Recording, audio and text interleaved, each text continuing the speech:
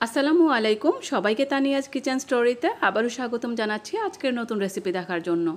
আলু দিয়ে ঝটপট তৈরি করা যায় এমন একটা নাস্তার রেসিপি শেয়ার করব। বিশেষ করে বাচ্চারা এটা খেতে ভীষণ পছন্দ করে। আশা করছি রেসিপি সবার কাছে ভালো লাগবে। রেসিপি ভালো লাগলে অবশ্যই চ্যানেল সাবস্ক্রাইব করে আমার পাশে থাকবেন। এর জন্য এখানে আমি 3টা বড় সাইজের আলু সেদ্ধ করে এভাবে হাতে ভেঙে নিচ্ছি, মানে ম্যাশ করে নিচ্ছি। হাত দিয়ে ভাঙার পরও দেখা যায় যে আলুগুলোর মধ্যে কিছু দানাদার অংশ থেকে যায়। এর জন্য এরকম একটা চালনির সাহায্যে আমি আলুগুলোকে ভালো করে এভাবে মেশ করে নিচ্ছি। এতে করে আলুগুলো একদম মিহি মেশ হবে, আলুর মধ্যে কোনো ধরনের কোনো দানা থাকবে না।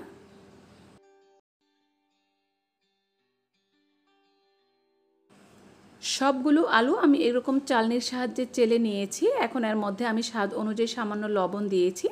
তারপর দিয়ে দিয়েছি হাফ চা চামচ পরিমাণ গোলমরিচের গুঁড়া এবং হাফ চা চামচ পরিমাণ অরিগানো। 3 টেবিল চামচ পরিমাণ কর্নফ্লাওয়ার দিয়ে দিচ্ছি। এখানে অবশ্যই কর্নফ্লাওয়ারই ব্যবহার করতে হবে, না হলে কিন্তু নাস্তাগুলো খেতে ভালো লাগবে না। সব কিছু একসাথে ভালো করে মিশিয়ে একটা ডোয়ের মতো তৈরি করে নিয়েছি। আর এই ডোটা কিন্তু একটু স্টিকি থাকবে, মানে আঠালো থাকবে। এভাবেই কাজ করতে হবে। বেলার সময় যাতে করে বোর্ডে বা বেলুনে লেগে না যায় সেজন্য পর্যাপ্ত পরিমাণে ময়দা অথবা কর্নফ্লাওয়ার ব্যবহার করতে হবে। এখানে আমি ময়দা ব্যবহার করছি।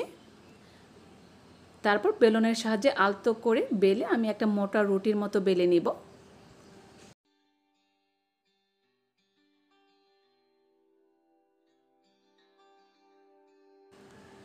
রুটি বেলা হয়ে গেছে। এখন এরকম একটা কাটার দিয়ে আমি এগুলোকে কেটে নিচ্ছি। আমি একটু লম্বাটে শেপে এই স্ন্যাক্সগুলো তৈরি করব। আপনারা আপনাদের পছন্দ মতো যে কোনো শেপে তৈরি করতে পারেন। চাইলে স্কোয়ার শেপেও তৈরি করতে পারেন বা অন্য যে কোনো কাটার দিয়ে যে কোনো শেপে তৈরি করা যাবে। কাটার সময় যদি দেখা যায় যে ডোটা কাটারের গায়ে লেগে যাচ্ছে, তাহলে কিন্তু কাটারে সামান্য একটু ময়দা মাখিয়ে নিতে পারেন। এতে করে কাটতে সহজ হবে। সবগুলো আমি এইভাবে তৈরি করে নিয়েছি। এখন এগুলোকে আমি মাঝখান দিয়ে আবার এভাবে কেটে নিচ্ছি। বাচ্চারা যেহেতু আলুর খাবার অনেক বেশি পছন্দ করে, আর এগুলো দেখতে এবং খেতে অনেকটা চিপসের মতো হয় বলে বাচ্চাদের টিফিনেও যদি এগুলো সার্ভ করা যায় তাহলে কিন্তু বাচ্চারা অনেক পছন্দ করে। সবগুলো আমি এভাবে কেটে নিয়েছি। এখন এগুলোকে আমি তেলে ভেজে নিব। এর জন্য চুলায় প্যানে আমি আগেই তেল গরম করতে বসিয়ে দিয়েছিলাম। আর তেলটা যখন ভালোভাবে গরম হয়ে আসবে তখন এর মধ্যে একটা একটা করে আমি এই চিপস বা স্ন্যাক্সগুলো ছেড়ে দিচ্ছি। যখন এগুলো ফুলে উঠবে তখন এগুলোকে উল্টে দিতে হবে। আর দেখতেই পাচ্ছেন এই স্ন্যাক্সগুলো কত সুন্দরভাবে ফুলে উঠেছে। স্ন্যাক্সগুলো তেলে ছাড়ার পর চুলার আঁচটাকে মিডিয়ামে রেখে এগুলোকে ভাজতে হবে। খুব বেশি আঁচে ভাজলে দেখা যাবে যে ভেতর পর্যন্ত ভাজার আগেই উপর থেকে কালার চলে এসেছে।